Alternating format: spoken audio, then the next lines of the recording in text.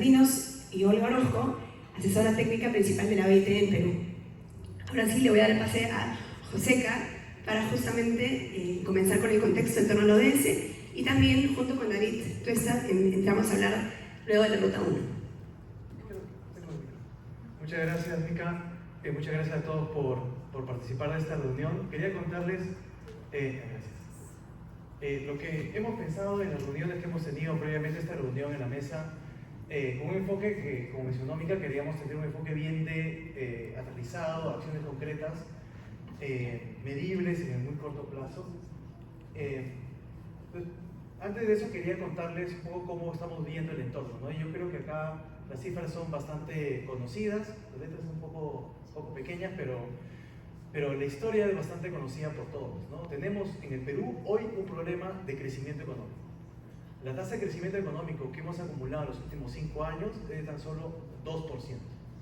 No hemos tenido una tasa quinquenal tan baja desde el 2002.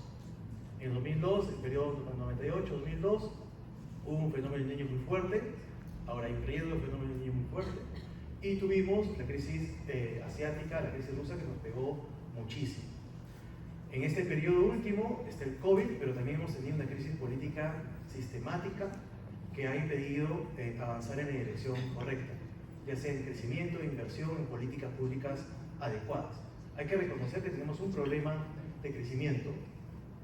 El otro punto es que vemos muy poco avance en lo que es más central y lo más cercano a la población, que es la calidad del empleo y empleo formal y empleo adecuado, y algo que también sabemos todos, estamos retrocediendo en algo que fue una marca distintiva de Perú, y es que Perú ha sido capaz de reducir pobreza sistemáticamente, ¿no? Durante una década pasamos de 60% de la población en situación de pobreza a 20%.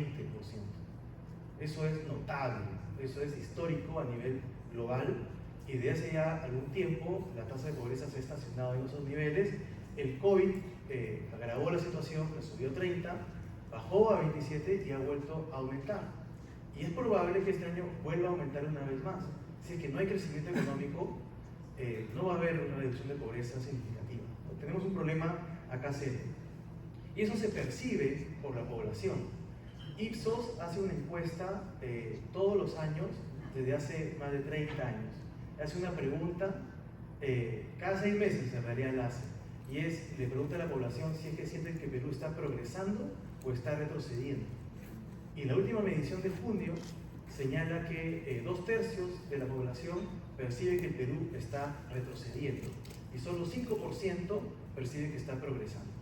Una cifra así de mala solamente se ha visto antes en el 91. Y en el 91, para quienes recuerdan, fue un año muy complicado, ¿no? Hiperinflación, terrorismo. Evidentemente estamos hoy día mejor que en el 91, no hay ninguna duda al respecto, pero la sensación de la población es que no estamos avanzando en la dirección correcta.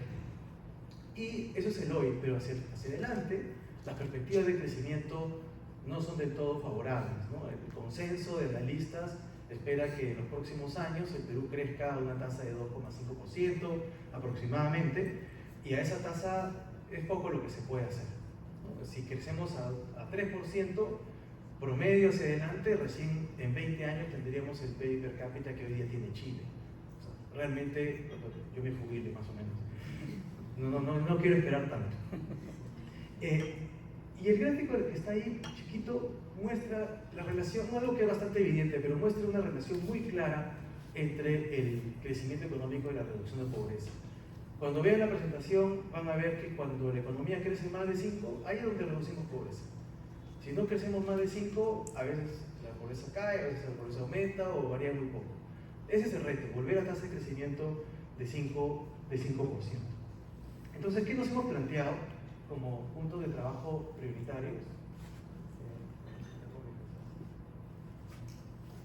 Vamos a acercar tanto que lo voy a cambiar. Gracias. Ahí está. ¿Qué nos hemos planteado? Nos hemos planteado trabajar en 3 frentes y vamos a ver acciones en cada frente. El frente de productividad, muy enfocado en productividad laboral. el frente de políticas para acelerar la formalización y asegurarnos de que más personas accedan a derechos laborales. Y 3, el frente de ayudar a que el diseño de políticas públicas sea el más adecuado, basado en el diálogo, basado en evidencia. Entonces, un primer punto es que nos parece que es fundamental que elevar los niveles de productividad. Si ustedes ven el gráfico de la derecha es bastante fuerte, ¿no? Si uno mide cuánto produce en promedio un trabajador peruano por hora, produce $12, que está por debajo de lo que produce en otros países como Colombia, Brasil, México, Argentina y Chile, que produce $30 por hora.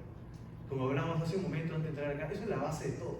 Si es que no logramos aumentar el nivel de producción por hora de la población, muy poco va a cambiar. Tenemos que empezar a trabajar en el tema de la productividad laboral, porque es clave para elevar ingresos y acelerar la formalización.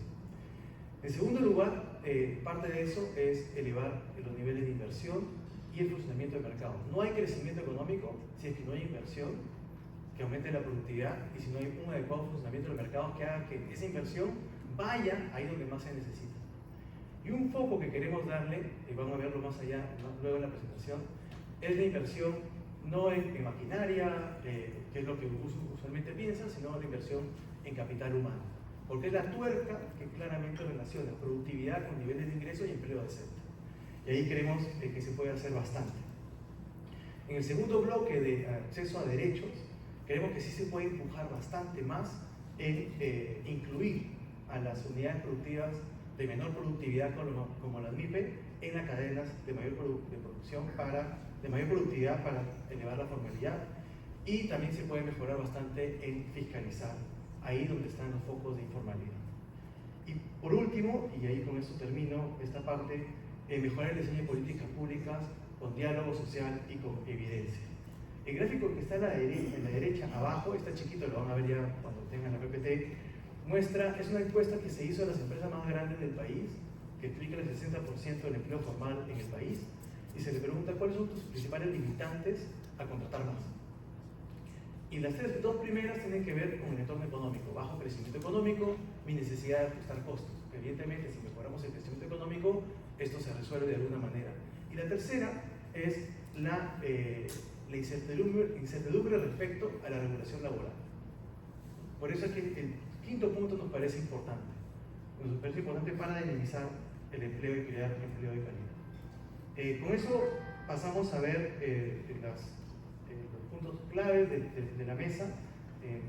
Esta parte la voy a pasar rápido porque ya lo he mencionado. ¿Puedes pasar el siguiente? Al anterior, por favor. Esos son básicamente los tres bloques: productividad, acceso generalizado a derechos laborales y fiscalización, y mejora de diseño de políticas. Y cada bloque tiene una acción particular, ¿no? Que creo que lo vamos a desarrollar ahora más adelante. ¿Sí? Vamos a... Ok, entonces vamos al primer punto, el tema de la productividad.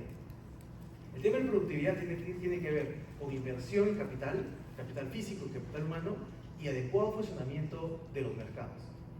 Y un punto clave para que los mercados funcionen adecuadamente es la libre competencia.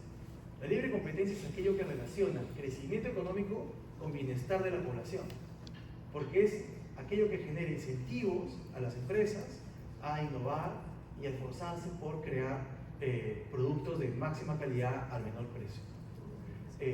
Creemos que ahí hay un punto bien importante a trabajar.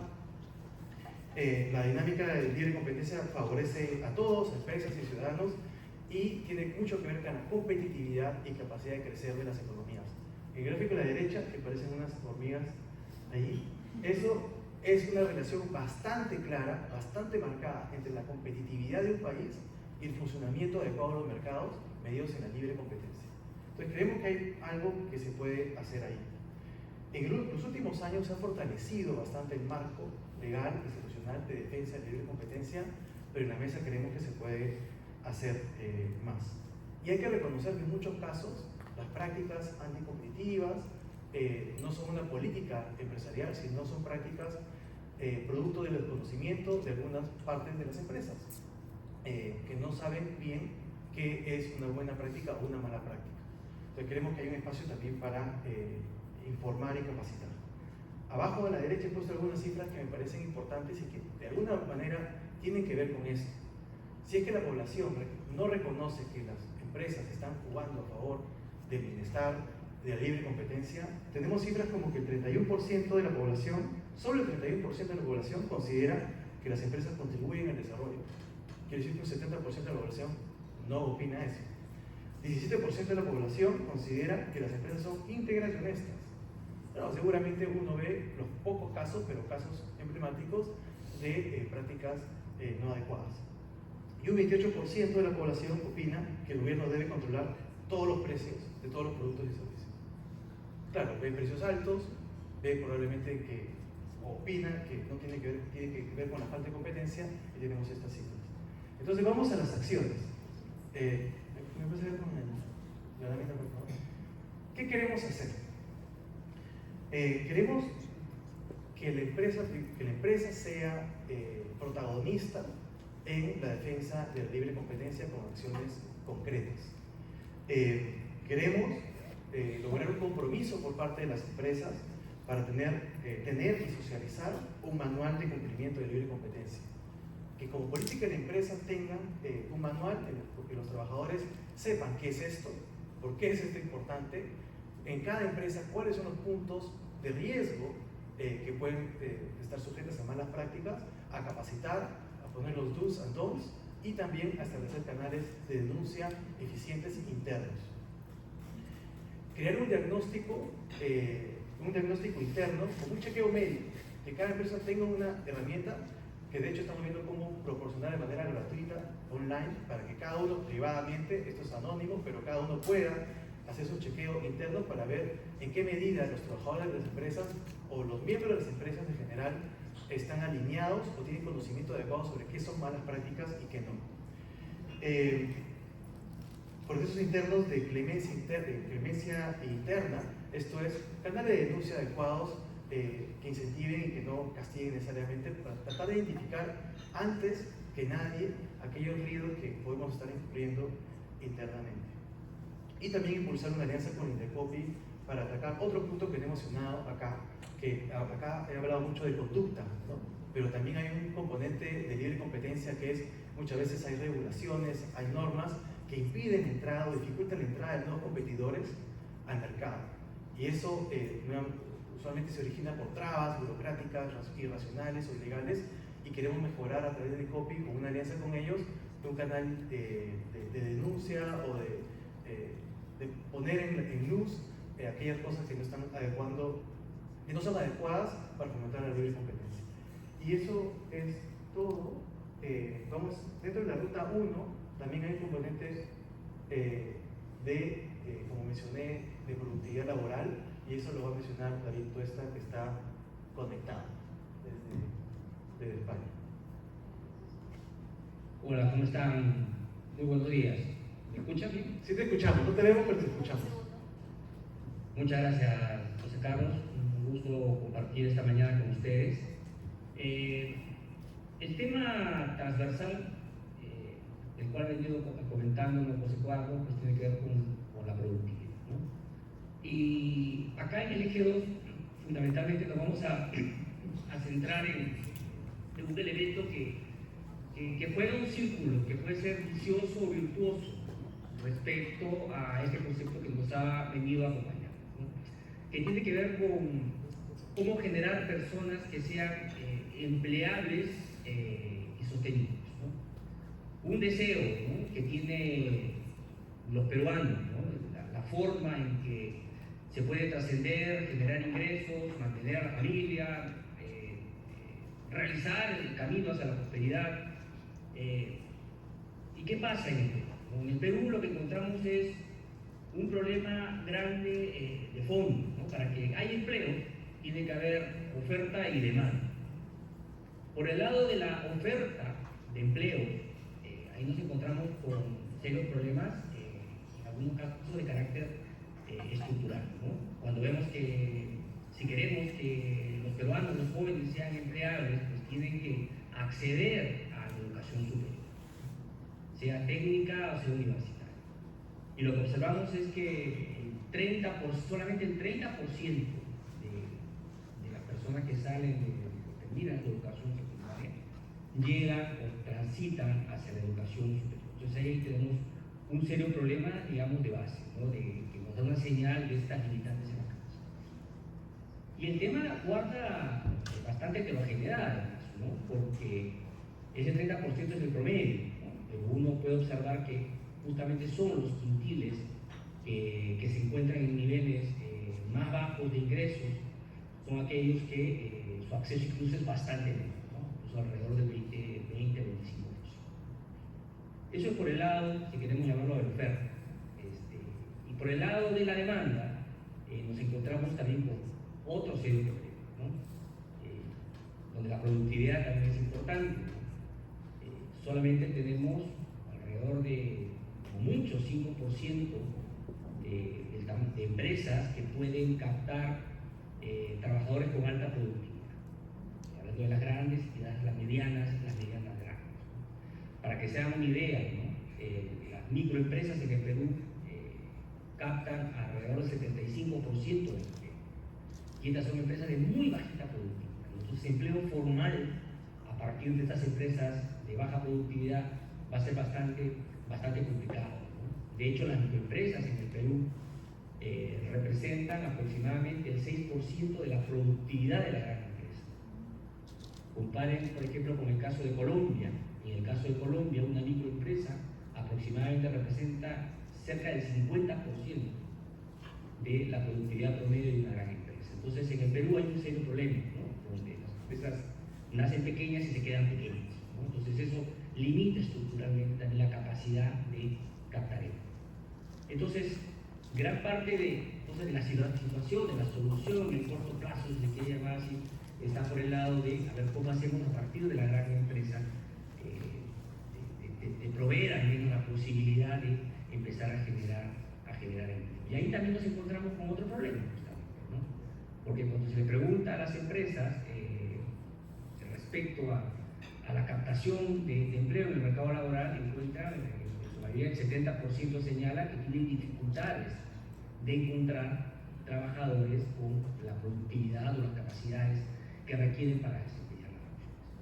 Cuando usted retorna otra vez al lado de la oferta de empleo, se encuentra que los jóvenes dicen que alrededor del 50% que tienen problemas de encontrar empleo. Entonces, tiene por un lado la gran empresa buscando empleo, pero que no encuentran el perfil, y por otro lado tienes a los jóvenes que están buscando empleo y no lo encuentran. Entonces, hay ahí una seria falla de mercado que requiere abordarse. No todo puede abordarse directamente desde el sector privado, pero hay cosas que sí podemos empezar a trabajar desde este lado, ¿no? Entonces ahí vienen de alguna manera las acciones que hemos planteado, si pueden ir a la siguiente slide, que nos permitiría trazar la línea, la hoja de ruta que queremos poner en marcha en esta mesa, ¿no? La primera requiere pues tener un buen balance, ¿no? Un buen panorama de estas fallas, de estos problemas que existen que impiden que oferta y demanda se puedan dar. Muchas escapan, evidentemente, de soluciones que puedan dar esta mesa, pero sí esta mesa puede identificar, delinear por dónde deben ir estas acciones. Muchas de estas han sido ya diagnosticadas, pero creo que es un buen momento para ponerlos en común y saber sobre qué aspectos podemos trabajar de manera concreta. Y ahí venimos con el segundo. El segundo punto tiene que ver con, bueno, creemos que sí es posible, en todo caso, tratar de ayudar al peruano, al trabajador peruano que pueda invertir en su capital humano, un capital que es clave, digamos, para generar bienestar y mejora en sus condiciones, ¿no? Pero lo que vemos es que este mercado no está absolutamente desarrollado, ¿no? Y creo que es sumamente central empezar a trabajar en ese espacio, ¿no? Tratando justo de buscar aquellos incentivos o, vamos a decir, solucionadores de las fallas existentes para que se pueda empezar a dinamizar este mercado. Creemos importante entonces identificar cuáles son estos costos y beneficios públicos y privados que pueden existir de que este mercado se desarrolle y empezar a apuntar sobre ellos. Se entiende que un buen mercado de crédito educativo que impacta el desarrollo justamente de capital humano en el país genera externalidades a todo el mundo, ¿no? Positivas, al sector público, por supuesto que al sector privado y por supuesto que al propio trabajador. Entonces es importante que se busque una solución que alinee los incentivos de estos tres actores para dinamizar este mercado. Nuestra solución desde el ámbito del sector privado iría a este aspecto. Y luego también queremos empezar a dar unas soluciones un poco más concretas, ¿no? que permita transparentar el mercado, que permita dar mayor información. Y ahí es donde estamos apuntando al desarrollo de un mecanismo, digamos, tecnológico y que provee información prácticamente en tiempo real y que permita de alguna manera empezar a alinear las diferentes necesidades que existen en ambos lados del mercado. Entonces, creemos que con este primer paso hay opción para que se pueda empezar a construir ese capital humano que necesita el país urgentemente y, en principio, empezar a que los peruanos, los jóvenes, empiecen a transitar hacia un mercado que les reditúe de manera más concreta en su bienestar. Y con eso cierro mi parte. José Carlos, te cedo a ti. Muchísimas gracias, David, y bueno, espero que podamos verte en persona la próxima vez. Y gracias, Joseca. Creo que es súper clara esta primera ruta de cómo vamos en el camino a aumentar sosteniblemente la productividad.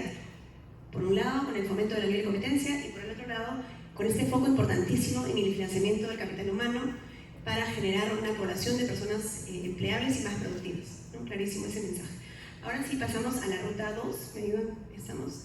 Y le voy a dar el pase a Gianfranco Ferrari. Gianfranco es CEO de Credit Corp, que junto con, espérenme por aquí que estamos en el pinos, espérenme un ratito, la tecnología nos está fallando hoy día, perdónenme, ahí estamos. Gianfranco nos va a dar la primera parte de la ruta 2 y también Jorge Toyama, que es socio de Dinatea y Toyama, para explicarnos cómo entramos al tema de acceso generalizado a derechos laborales y fiscalización. Así que vamos. Gracias, Mica. Y yo, como me voy a jubilar antes que Joseca, me puedo poner anteojos. Se habla muchísimo de la productividad, pero el 91% de la PEA en el sector privado trabaja en el sector micro y pyme. No solamente uso anteojos, sino papel. Clarísimo la diferencia generacional. 91% del empleo del sector privado es en la micro y la pyme. Pero además, y está ahí, el 76% es informal. Pero ese número, el 76%, esconde, como todos los promedios, esconde la diferencia de informalidad entre la micro y la gran empresa. En la microempresa casi el 94% del empleo es informal, mientras que en la gran empresa es 16%. Y eso per se no es malo, pero han estado hablando tanto David como Joseca de la productividad. Y sí hay una correlación altísima entre poca productividad en la micro y pequeña empresa con la gran empresa. De hecho, en el Perú, la microempresa tiene el 9% de productividad. Un trabajador de la microempresa tiene un 9% de productividad comparado con una gran empresa. En las OCDE, ese número es 57%. O sea, es 6 veces más. Y en pequeña empresa es 53% en Perú contra 68% en la OCDE. Claramente, más allá de informalidad o formalidad y todas las tonalidades de gris que hay entre uno y otro, lo importante es la poca productividad que hay en la micro y pequeña empresa. Y eso, además, hay un hecho que es real, que 2/3 de los proveedores de la cadena de producción, de producción de la gran empresa son micro y pequeña. Entonces, claramente lo que creemos es que desde la empresa grande, formal, podemos jalar a esas micro y pequeñas empresas que ya forman parte de nuestra cadena productiva, jalarlos y ayudarlos no solamente a que crezcan por el hecho de crecer, sino jalarlos a que incrementen su productividad. ¿Puedes pasar la próxima, por favor? Y en esa línea, lo que creemos en ese entorno, lo que creemos es que tenemos que pasar de una relación transaccional de te compro, me vendes, a una relación donde nos entendamos ambas partes. De hecho, hoy en día ya hay un programa que es más que un piloto en una asociación civil que se llama ESOI, donde varias empresas grandes, lo que hemos hecho, y digo hemos porque el Grupo Credicorp es parte de, acá viene el Publicherry, el Grupo Credicorp es parte de esas empresas, lo que hemos hecho es, primero, entender quiénes de nuestros proveedores son microempresas y pequeñas empresas. Aunque parezca increíble, no lo teníamos censado, esas empresas. Luego, entender cuáles son sus puntos de dolor de la micro y pequeña empresa y cuáles son los puntos de dolor de la gran empresa. Y claramente, era como yo siempre digo, unos hablaban en ruso, los otros hablaban en chino y no nos poníamos de acuerdo. Ese paso ya se dio. Y en esa línea ya estamos transfiriendo conocimiento, transfiriendo tecnología y realmente creemos que es un gana-gana, ya que como gran empresa vamos a poder tener acceso a más proveedores a la larga y como pequeña y microempresa van a no solamente crecer, sino formalizarse y aumentar la productividad. Básicamente, dos temas más. Uno, el mayor punto de dolor de la micro y pequeña empresa es la falta de capital de trabajo, esos plazos largos en los cuales se pagan los proveedores, y en el compromiso Mi Pyme estamos pagando en 30 días máximo. Y el segundo es un NPS tanto de los proveedores como de los clientes.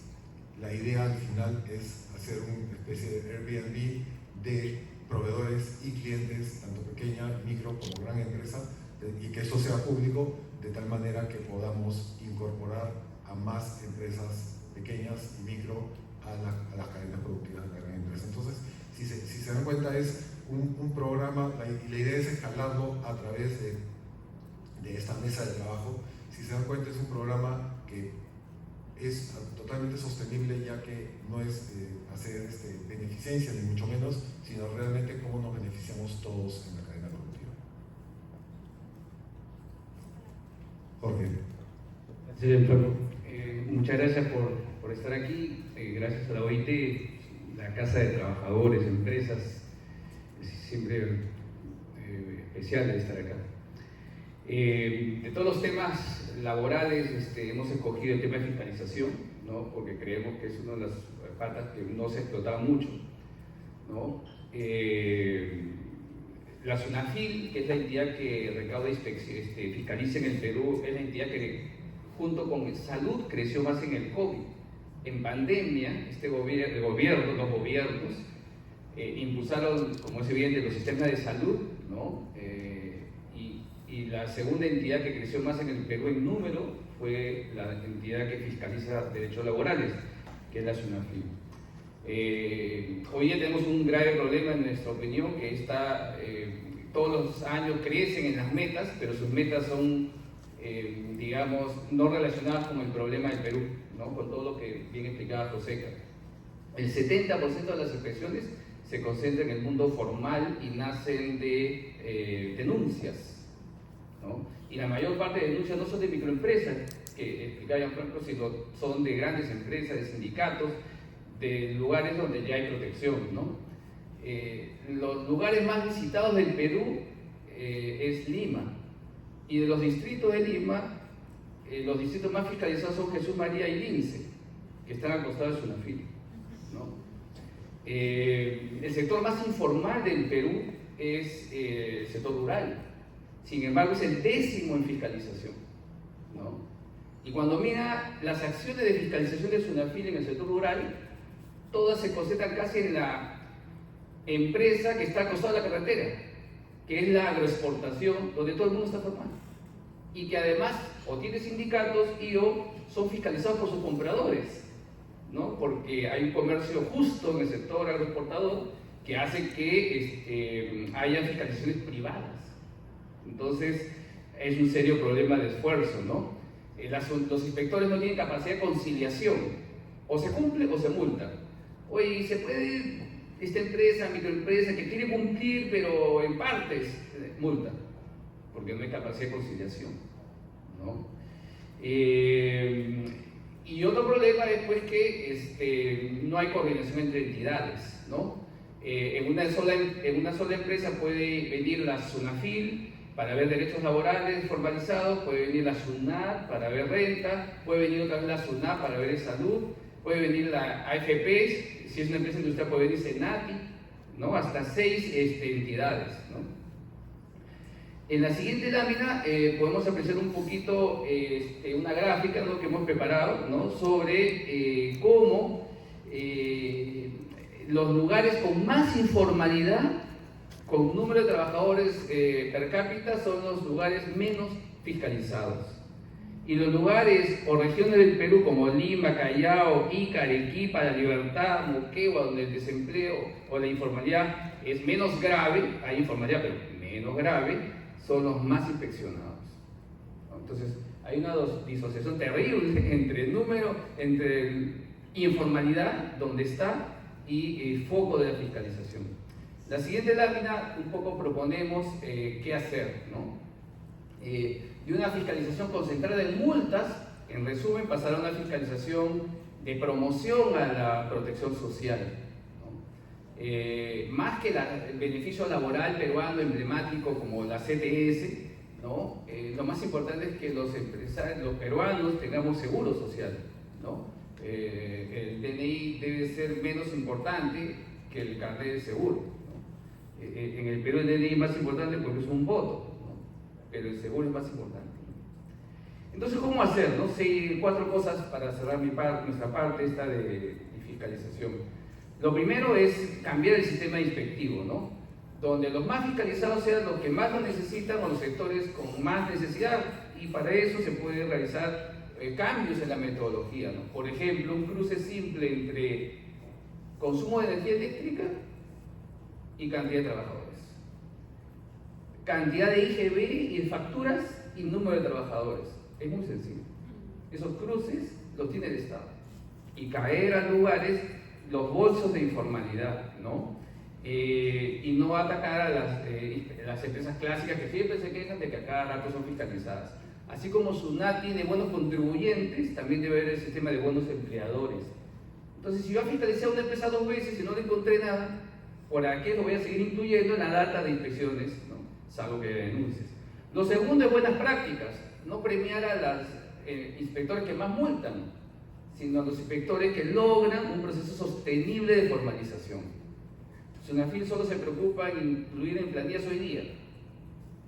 ¿Cuánto dura ese trabajo en planillas? Conozco casos de un día. Se fue SUNAFIL y al día siguiente está de baja. Pero para SUNAFIL ya es un número, ¿no?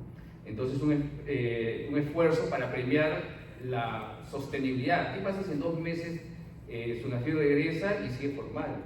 ¿Qué pasa si SUNAFIL tiene ayuda del sector privado, de la OIT o del Estado para ayudar a esta empresa a formalizar y tener un plan de mejora, ¿no?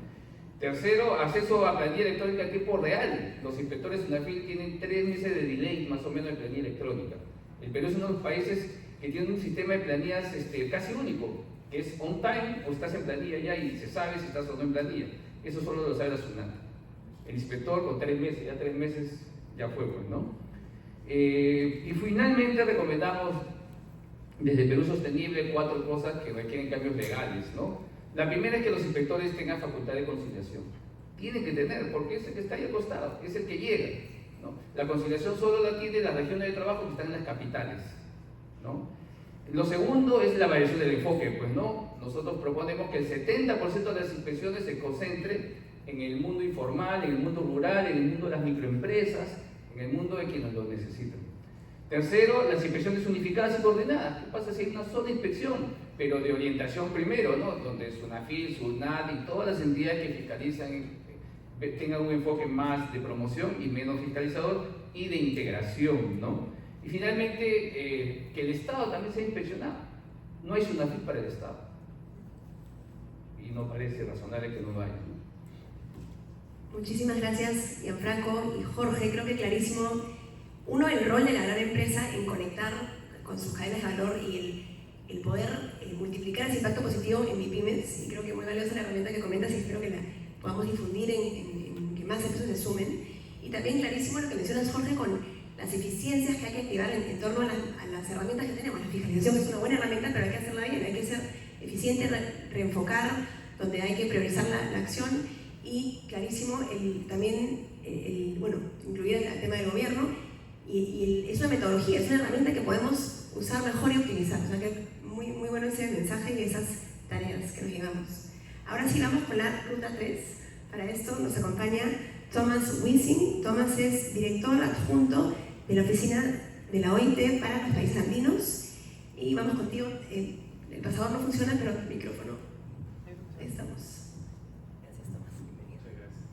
Muchas gracias. Una disculpa por haber llegado un poco tarde por otro compromiso que teníamos antes. Me da mucho gusto saludar a los integrantes de la mesa, felicitarles por esa iniciativa y decir que sobre el tema de diálogo social, que es el siguiente que nos ocupe, es un tema que está en la DNA de la Organización Internacional del Trabajo, ¿no? La OIT es un organismo de Naciones Unidas que se ha fundado mucho antes de Naciones Unidas, hace más de 100 años, con la idea de discutir, consensuar, dialogar, resolver los temas del mundo laboral en un diálogo entre gobiernos, organizaciones de empleadores y organizaciones de trabajadores, ¿no? Es decir, un principio de democracia, de participación, de representación, muy vinculado también al respeto a la autonomía de cada una de las organizaciones, ¿no? Hay muchos convenios de la OIT que protegen la libertad de asociación, la libertad de negociación colectiva, la consulta tripartita, convenios que ponen el marco para que el diálogo social pueda funcionar en la práctica. Y otro elemento muy importante, la legitimidad de la representación, ¿no? Que las organizaciones también tengan procesos democráticos internos para la elección de sus representantes, de sus líderes en los gremios donde se discuten los temas laborales entre gobierno, empleadores y trabajadores. El diálogo social puede tener muy diferentes expresiones, puede darse en una negociación colectiva, puede darse en un espacio donde se discuten políticas laborales, puede ser un espacio simplemente de compartir información, dialogar, poner en la mesa opiniones, buscar con el avance de políticas públicas. No siempre está automáticamente vinculado con la negociación colectiva, pero la negociación colectiva es un elemento muy fuerte, muy estrechamente vinculado con el diálogo social. Y les quisiera, no sé si lo tenemos ahí en esta presentación o en otra, si no se los paso después. Hay un estudio que elaboraron la OIT el año pasado, publicado en el 2022, sobre un estudio global sobre, no, aquí no viene, da igual, lo pasé después. Un estudio global sobre diálogo social donde está dando una serie de ejemplos prácticos también de qué resultados está propiciando un diálogo social que cumple con esos criterios, con esos valores que estaba mencionando. En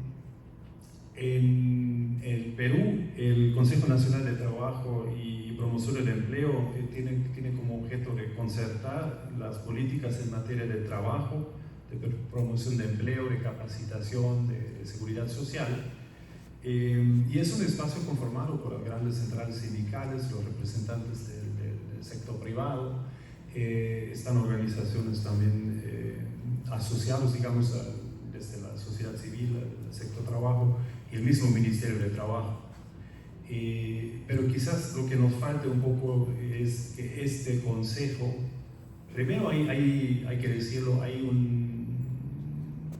una serie de retrasos en las reuniones. En los últimos años hubo mucho menos reuniones de los que estaban en el reglamento del mismo consejo. Se debería reunir una vez al mes y se ha reunido 8 veces en los últimos 6 años, si más o menos 1 o 2 veces al año. Hay temas que obviamente tienen que ver con la relación entre el gobierno y el sector privado, entre el gobierno y el sector trabajador, entre las partes, pero es un espacio que hay que aprovecharse. Si no aprovechamos este espacio, ¿cuál otro tenemos? Digo que hay que ver cómo volver a hacer funcionar ese consejo, y hay algunas recomendaciones que incluso la Comisión de Expertos de la OIT ha emitido justamente este año al gobierno y a los partes para instar que este espacio se use de una manera más proactiva, más respetuosa y que incluya las voces de todos. Y ahí viene el tema que estamos un poco poniendo aquí en la mesa como parte del análisis que han hecho en Perú Sostenible y con el Instituto de Apoyo y el Grupo Impulsor, que es el tema que en el diálogo social están convocados a los grandes, digamos, organizaciones que he mencionado, pero en esas organizaciones 70-75% de la fuerza laboral no está representada, porque son trabajadores que trabajan en la economía informal, que trabajan en el autoempleo, que trabajan en una empresa familiar que no está registrada y que no está afiliada tampoco a ninguna de las organizaciones que están representando supuestamente todo el interés laboral en el Consejo. Entonces, el reto enorme es cómo incorporar la voz, el interés, la representación de esos grupos en esos espacios de diálogo social.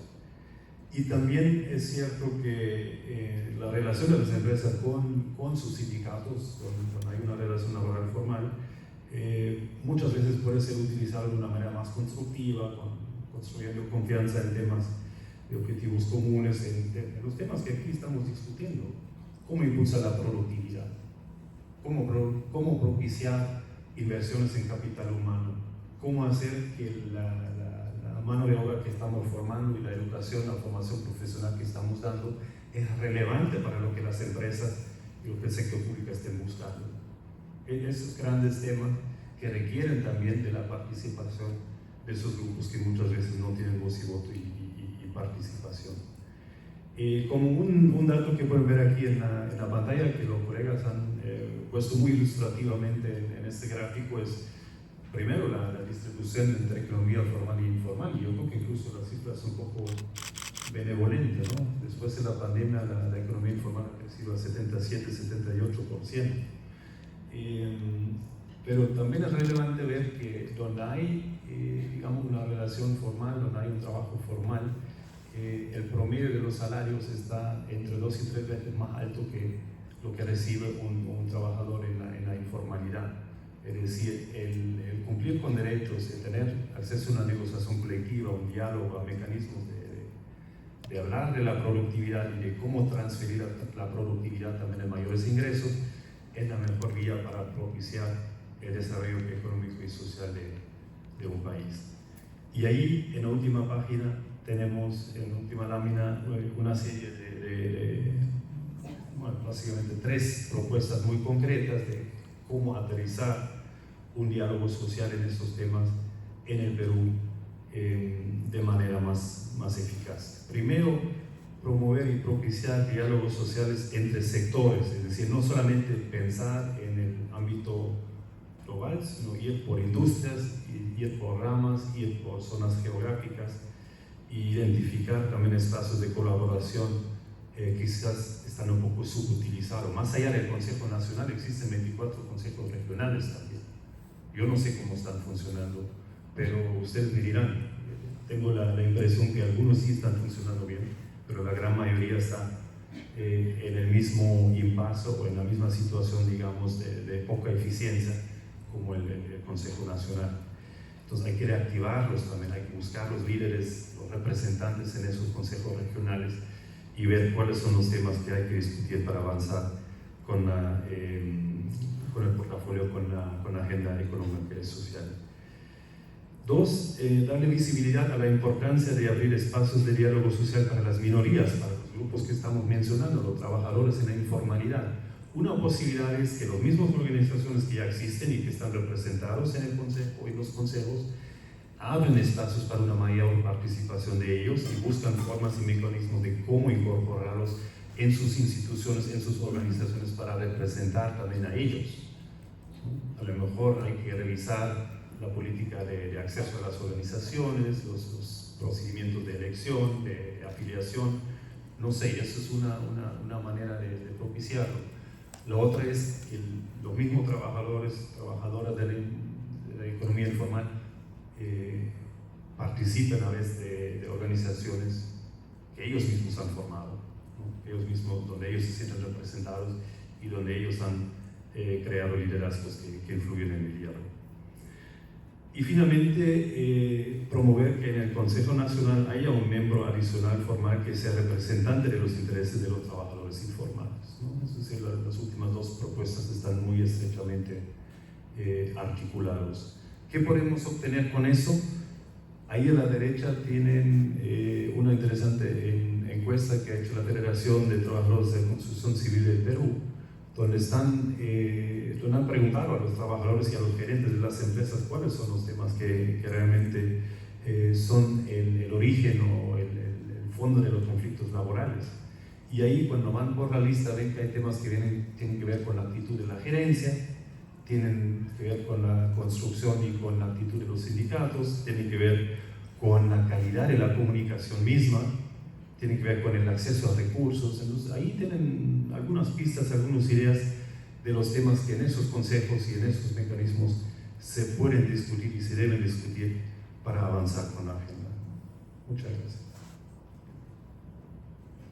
Muchas gracias, Tomás. Creo que este reto de mejorar en el diseño de políticas públicas y de políticas en general va más allá del alcance del sector privado, así que aquí es clave la sinergia con los diferentes actores del sector público, con organizaciones como la OIT, y aquí esperamos poder activar ese llamado a la acción para trabajar juntos. Y justamente el punto de partida es el diálogo, así que por más sencillo que suene, es complejo, pero tenemos que dar ese primer paso y generar esos espacios. Muchísimas gracias y súper claro. Vamos ahora de vuelta con Joseca para un resumen de los hitos para avanzar por las diferentes rutas. Sí, básicamente, digamos, para concretar en los hitos iniciales que quisiéramos apuntar en cada uno de los ámbitos que hemos mencionado, en el tema del bloque de productividad, ¿no?, y libre competencia y el tema del financiamiento de capital humano, un hito importante es uno que mencioné yo, que es el de elaborar un manual de cumplimiento de libre competencia, que viene acompañado con instrumentos o herramientas gratuitas disponibles para que cada empresa pueda hacer su autodiagnóstico. Eso me parece que es algo viable, nos parece que es algo viable y muy importante. El segundo punto de productividad era que creemos que las condiciones están dadas para que el sector privado pueda contribuir a desarrollar un mercado que hoy día prácticamente no existe. Y es el mercado del financiamiento a la educación superior, con esquemas de garantía y colaboración público-privada. Creemos que se puede hacer. Y un hito inicial importante es información. El hito que poníamos ahí era tener un sondeo entre empresas para identificar dónde está la escasez de mano de obra, de mano de obra calificada. Porque como mencionó David hace un momento, lo que tenemos en Perú es bien extraño, ¿no? Tenemos exceso y escasez a la vez. Es que el mercado no está funcionando adecuadamente. La información es clave para resolver este problema.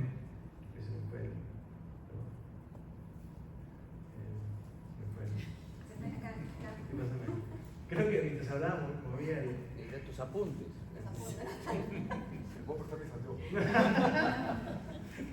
Gracias.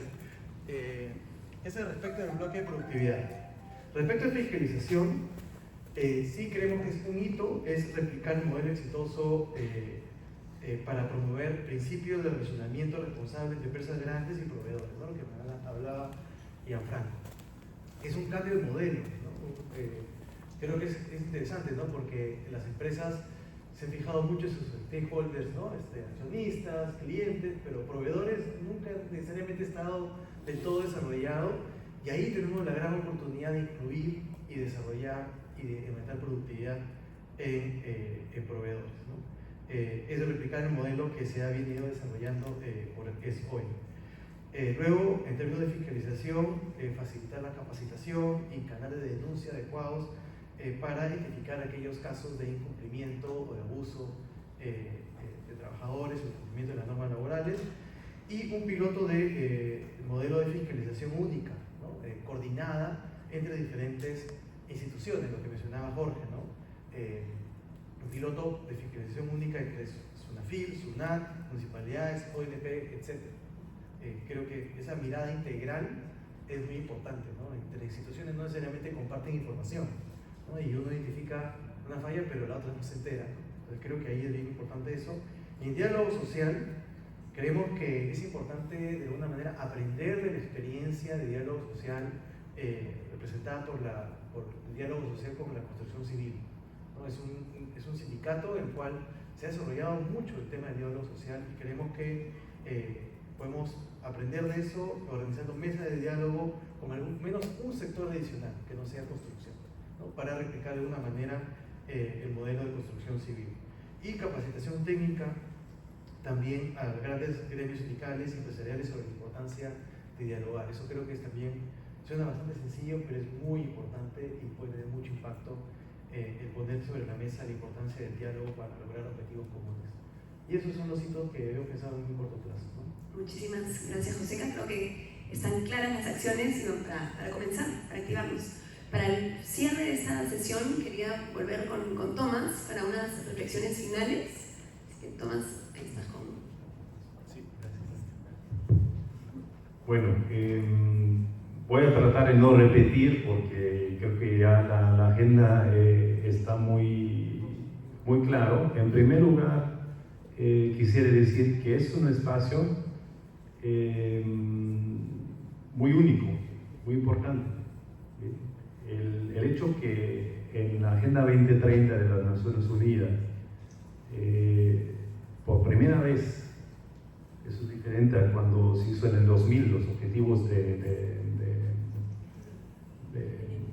milenio, perdón, gracias. Los objetivos de milenio era básicamente una agenda para los gobiernos, ¿sí?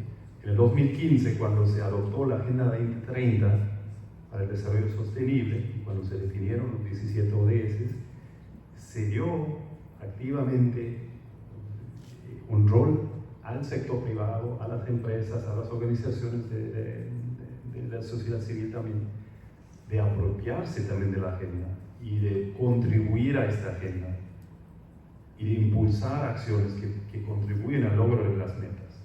Entonces, yo creo que este es un espacio que hay que aprovechar, que hay que usarlo bien y hay que ver que logremos sumar al máximo posible a las organizaciones legitimadas, representativas del sector privado que tienen interés en esta agenda. Y quiero agradecer nuevamente a Perú Sostenible que se ha dado digamos, la tarea de impulsar eso, de cabildear para eso, y el grupo impulsor de liderar este proceso. Yo creo que es muy importante, hay que personas también que asumen esta responsabilidad y dicen, pues yo me lo juego, yo voy a dedicar parte de mi trabajo, de mi tiempo a esto, porque veo un valor en eso. Esto va más allá de la gestión inmediata de las organizaciones, eso es una contribución al desarrollo económico y social del país, de Perú. Eso creo que es muy importante y les quiero felicitar por eso y me congratulo que podamos hacer eso, porque no es posible en todos los países. Dos, quiero decir que esta mesa en particular, el objetivo de desarrollo sostenible número 8, que habla del trabajo decente y de desarrollo económico, creo que tiene un valor particular. No quiero decir que es el más importante, pero es uno de los ejes o de los objetivos que tiene impacto en muchos otros. Todos los objetivos están conectados de alguna forma, ¿ok? Pero este en particular es muy relevante para resolver una serie de cuestiones o contribuir a una serie de otros objetivos de desarrollo sostenible que también están en la agenda. El combate a la pobreza, el 1. ¿Cómo vamos a combatir la pobreza si no creamos empleo? Si no hay desarrollo económico, si no hay acceso a un salario digno. La reducción de la desigualdad que se transmite también por el salario, por el ingreso, por la participación en el mercado laboral, pero también en temas de protección social, en temas de acceso a medios de vida y a la participación en esos foros donde se discutan las políticas, ¿no? Entonces yo creo que es instrumental también el objetivo 8 para el 1 de combatir la pobreza y la reducción de la desigualdad. Contribuye al desarrollo industrial del país, al objetivo 9, donde también están jugando un rol muy activo ustedes y donde hay muchas otras propuestas que van directamente también a temas de tecnología, de innovación, de financiamiento también. Y contribuye también al objetivo 16 que tiene que ver con el Estado de Derecho, con la justicia, con el acceso también a la participación, representatividad del país, todos los temas de diálogo que acabamos de decir. Entonces yo creo que hay que estudiar con muy buena voluntad y con buen criterio todas las propuestas que en el trabajo previo al día de hoy, durante los últimos meses, ya se han generado y que están en esta presentación. Acciones muy concretas que van más allá del discurso narrativo vacío, de hablar de objetivos, vamos a hacer, no los vamos a hacer. Aquí vienen cosas muy concretas ya, propuestas muy aterrizadas que solamente esperan que se pongan en implementación, pero ya está la ruta trazada, ya está definido quién tiene que tomar acción. Quizás en algunos lados hay que buscar el financiamiento, hay que buscar un cabildeo adicional, hay que buscar los cambios legislativos y eso es complicado, porque eso no depende directamente de este grupo, sino de otros cabildeos. Pero yo creo que la perspectiva cómo avanzar con esta agenda ya está muy bien diseñado, y eso es algo muy valioso, y nuevamente quiero felicitarles para esto. Los 5 temas que hemos discutido creo que son todos relevantes. La libre competencia, por supuesto, es la mejor forma de propiciar digamos, los mejores resultados económicos de un país, obviamente protegiendo los derechos de los más débiles y no, digamos, echar atrás de los derechos laborales en aras de ser competentes, sino ser competentes a raíz de una competencia que también proteja al trabajador y sus derechos. La OIT se ha formado justamente para proteger esto, que los países no compiten entre sí, desprestigiando o poniendo una presión hacia abajo a los derechos laborales, a los salarios, y compitiendo en la espalda de los más pobres, sino compitiendo con un estándar mínimo que todos los países respetan y que la OIT trata de implementar a través de sus convenios y de su seguimiento, para que haya, digamos, una especie de libre competencia entre los países, pero con base en valores entendidos y compartidos para todos. Tema de formación, inversión en el capital humano es evidente, digamos, hoy día ya no estamos compitiendo con base en recursos naturales. Claro, Perú es un país muy rico en recursos naturales, pero si solamente exportamos materias primas y no creamos cadenas de valor que generan un valor agregado que se queda en el país, en las cadenas nacionales, difícilmente vamos a avanzar. Eso tiene que ver también con la adaptación a nuevas tecnologías, al cambio climático, a producir en un entorno totalmente diferente, con otro tipo de energías que en el pasado, transiciones que requiere el país y que requieren una profunda reorganización de la mano de obra y de su perfil de capacitación, ¿no? Eso requiere recursos, requiere también, digamos, probablemente otros métodos de formación y de enseñanza. Inclusión de las micro y pequeñas empresas en las cadenas de valores, ya creo que está muy claro la perspectiva, cómo aumentar la productividad, cómo fomentar que ellos también tengan acceso a recursos, a tecnología, a conocimiento, información. Y me parece muy interesante ese día que llamaron el Airbnb de los proveedores, ¿no? De abrir algún espacio que permita a ellos también ser considerados como proveedores. Eso probablemente va también por algún tipo de certificación, de estándares mínimos de cumplimiento. Hay que invertir también en esto, y no solamente exigirlo, sino también invertir, porque es un beneficio para el país. Pero creo que es una buena vía. Reformas profundas a la fiscalización laboral. En OIT trabajamos mucho para que las inspecciones laborales en los países sí sancionan cuando es realmente necesario, cuando hay una violación intencional y profunda y grave a los derechos de los trabajadores, a su salud, a su seguridad, pero también propiciamos que en la mayoría de los casos la inspección funcione más como un ente orientador ¿no? Que dice, mire, aquí estás mal, pero te doy 30 días o 60 días para resanarlo y eso es la manera como lo puedes hacer. Y aquí hay programas de formación y luego lo podemos inspeccionar, pero no cerrar la empresa o poner una multa que a final de cuentas destruye empleo y no resuelve el problema. La gente se va a la calle y van a condiciones peores que antes. Entonces, yo creo que hay que trabajar con la inspección con una visión que combina el enfoque de sanción con enfoques nuevos de conciliación, de una formación, de una orientación también, sobre todo para las micro y pequeñas empresas que muchas veces incumplen por desconocimiento, ¿no? por mala fe, o porque no pueden cumplir con una normatividad que se ha diseñado en algún momento para empresas grandes, sin tomar en cuenta las posibilidades y las capacidades de una micro y pequeña empresa. Y finalmente, en el tema de diálogo social, como ya hemos dicho, aterrizarlo, buscar los espacios regionales, sectoriales, actores, por liderar el proceso y acercarnos un poco más a aquellos grupos que en los espacios tradicionales de diálogo y en el Consejo Nacional, en los consejos regionales, a veces se quedan fuera, pero que deberían estar ahí para hacer el voz y voto de los trabajadores de la informalidad. Pues enhorabuena, felicidades, tienen una agenda ambiciosa por adelante, cuentan con nuestro apoyo para acompañar esta mesa en todo lo que se va a desarrollar. Estamos abiertos a dialogar, a escuchar, a aportar experiencia técnica, si en algún momento ven útil, por ejemplo, organizar una mesa de experiencias de otros países sobre algunos de los 5 temas, lo podemos discutir.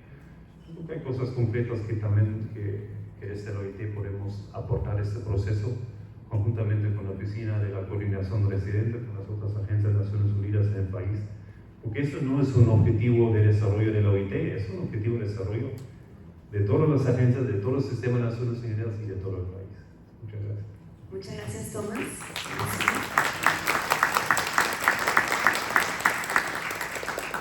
Como hemos mencionado, y en esta reflexión es clave la sinergia y hay diferentes actores que tenemos que activarnos.